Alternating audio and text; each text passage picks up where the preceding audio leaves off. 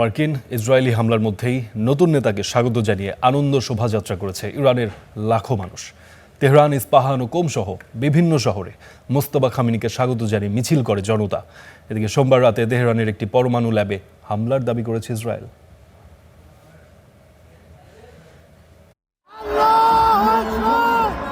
মার্কিন যুক্তরাষ্ট্র ও ইসরায়েলের বিমান হামলার প্রতিবাদে এই বিক্ষোভ ইরানের তৃতীয় বৃহত্তম শহর ইস্পাহানে। ঠিক এ সময় কাছাকাছি এলাকায় ঘটে ইসরায়েলের বিমান হামলা, ধোঁয়ায় ছেয়ে যায় আকাশ। এমন পরিস্থিতিতেও বিক্ষোভ থামাননি ইস্পাহানের মানুষ। সামাজিক যোগাযোগ মাধ্যমে ছড়িয়ে পড়া ভিডিওতে দেখা যায় বিক্ষোভকারীরা হামলার মুখেও স্লোগান দিয়ে তাদের প্রতিবাদ অব্যাহত রাখেন।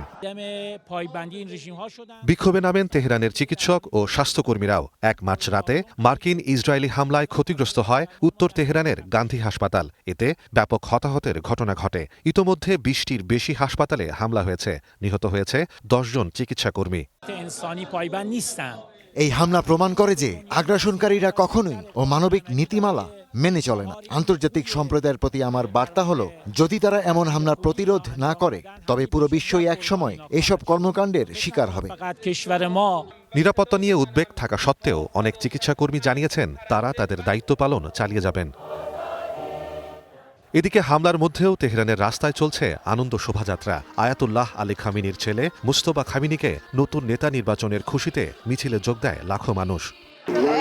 আমরা এখানে এসেছি বিপ্লবের শীর্ষ নেতার প্রতি আবারও আনুগত্যের শপথ নিতে, এবং আমাদের বার্তা হলো আমরা তার এবং তার মতাদর্শের জন্য লড়াই করব এবং আল্লাহ ইচ্ছে করলে আমাদের শেষ নিঃশ্বাস পর্যন্ত এই অঞ্চলে আমাদের নিয়ন্ত্রণ প্রতিষ্ঠা করব। নতুন সর্বোচ্চ নেতা নিয়োগের জন্য আমরা আনন্দিত। এটি আবারও তাদেরকে খামেনি নামকে ভয় করতে বাধ্য করবে। আমাদের নতুন নেতা আমাদের শহীদ নেতার রক্তের প্রতিশোধ নিতে এসেছেন। আমরা আনন্দ ও কৃতজ্ঞতার অশ্রু ঝরাচ্ছি। আনন্দ শোভাযাত্রা হয়েছে ইরানের কোম শহরেও। মোস্তফা খামেনির ছবির সঙ্গে তার বাবা আয়াতুল্লাহ আলী খামেনির ছবি নিয়ে রাস্তায় নামে জনতা। গাড়িতে হর্ন বাজিয়ে ও পতাকা উড়িয়ে আনন্দ উদযাপন করে তারা। সোমবার রাতেও ইরানের একাধিক স্থানে বিস্ফোরণের খবর পাওয়া গেছে। মঙ্গলবার সকালে তেহরানের একটি পরমাণু ল্যাবে হামলার দাবি করেছে Israel. Ahsan Robin, star news.